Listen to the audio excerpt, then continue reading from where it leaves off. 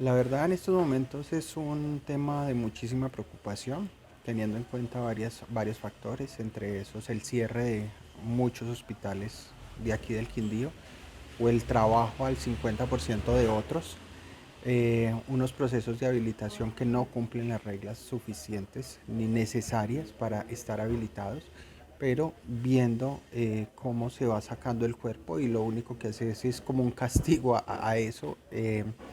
La preocupación de casi 400.000 personas, uno por la liquidación de la EPS Medimás y dos por la falta de garantías a la atención o prestación de servicios de salud, pero además de eso entonces la problemática con el talento humano o con los trabajadores y trabajadoras de la salud, prestación de servicios, contratos sin dignidad laboral, sin las garantías suficientes y una de estas cosas tiene que ver también con el clientelismo que hay a nivel departamental en estos trabajos que tienen los profesionales y las profesionales de la salud.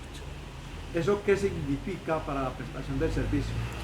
Significa varias cosas. Uno es que no hay una prestación de servicio con calidad, con humanidad, con las garantías suficientes. Es ilógico que un paciente que tiene una enfermedad cardíaca, un infarto, eh, lo atiendan aquí de urgencia, pero la EPS diga le tienen que hacer el cateterismo fuera de Armenia, teniendo tres instituciones que podrían hacerlo. Entonces, uno, la EPS y su intermediación, porque no son aseguradoras, sino intermediarias de la salud, jugando casi que al paseo de la muerte con los pacientes. Lo segundo, dado que el personal o trabajador de la salud no tiene unas garantías y es rotativo, no va a tener una continuidad en los procesos para tener una calidad en la atención de la prestación de servicios de salud.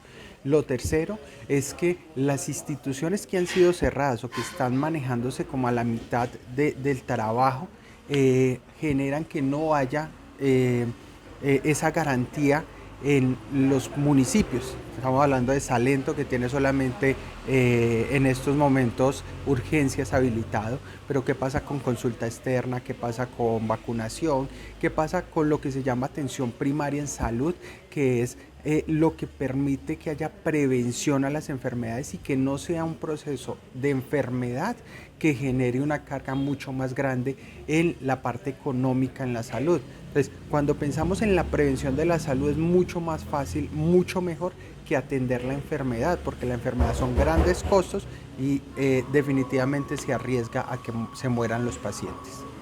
En el departamento del Quindío, ¿cuántas personas deberían de atenderse y cuál es la situación en términos generales? En términos generales hay un riesgo fiscal en la mayoría de hospitales, ¿sí?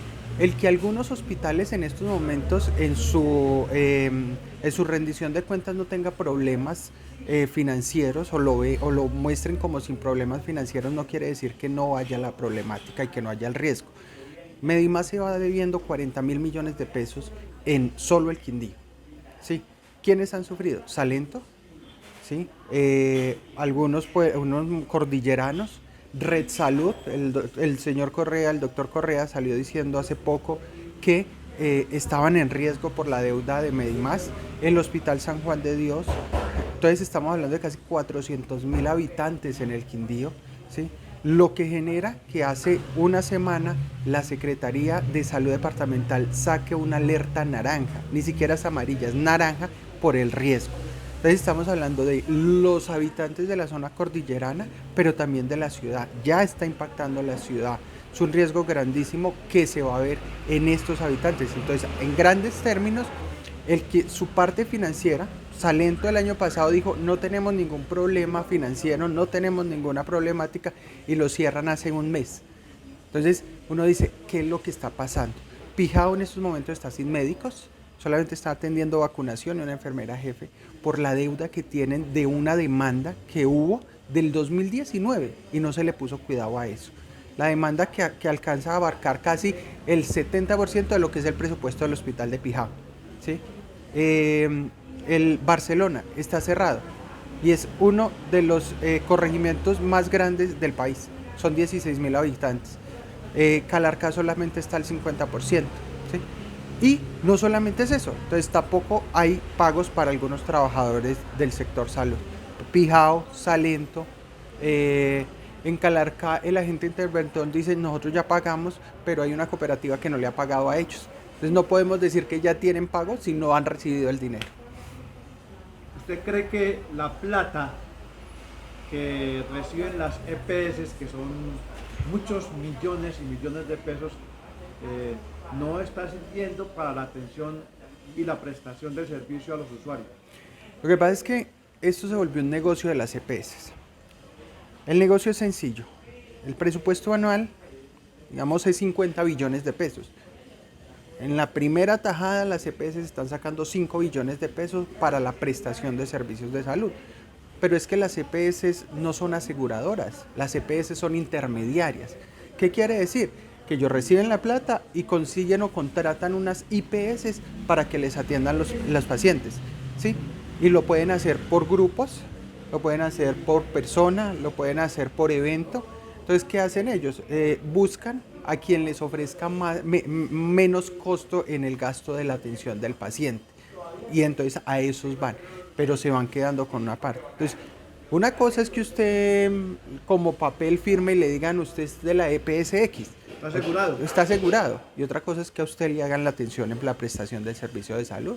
Entonces, el gobierno nacional dice hay 95% del aseguramiento, pero eso es el 95%, pregúntele cuántos tienen una real atención en el servicio de salud, a cuántos les autorizan las EPS lo que ordena el médico. Colombia es el único país donde una EPS dice si el tratamiento que da el médico, que es el que sabe, si lo puede dar o no lo puede dar. Y entonces ahí se queda cojo. Medicamentos que están en el POS, que hay veces ni siquiera hay y dicen no los tenemos y la gente se queda sin medicamentos. Entonces, las EPS no garantizan la atención, la prestación de servicios de salud y se quedan anualmente podemos estar haciendo un cálculo de 38 billones de pesos con lo que reciben del gobierno nacional y con lo que reciben del recaudo de los pacientes. Finalmente, hay una propuesta de parte de ustedes, del sindicato, de los trabajadores de la salud, para solucionar este tipo de problemas en este país. Sí, hay una propuesta, más que de los sindicatos, es una propuesta grande, es una propuesta amplia. En noviembre del 2021 se hizo la cumbre de la reforma estructural, política y social al sistema de salud, que se enfoca desde la ley 1751, que la Corte Constitucional dijo, la salud es un derecho fundamental y como derecho fundamental tienen que darle ese derecho fundamental a las personas. A partir de ahí, con la sociedad civil, con los médicos, enfermeros, enfermeras y todo el personal de salud, se empezó a hacer una reforma estructural que en estos momentos va caminando. Esa reforma estructural ya tiene su articulado, ya se ha presentado, está como en unos retoques y la idea es que esa reforma estructural con el gobierno que entre se pueda dar y decir esta es la reforma. Necesitamos que se acaben las EPS, necesitamos el derecho fundamental a la salud en Colombia y necesitamos dignificar el talento humano y que se dignifique todo eso que ha sido parte de la labor de esos que llamaban héroes hace 2 años y que ahora los maltratan por pedir garantías laborales.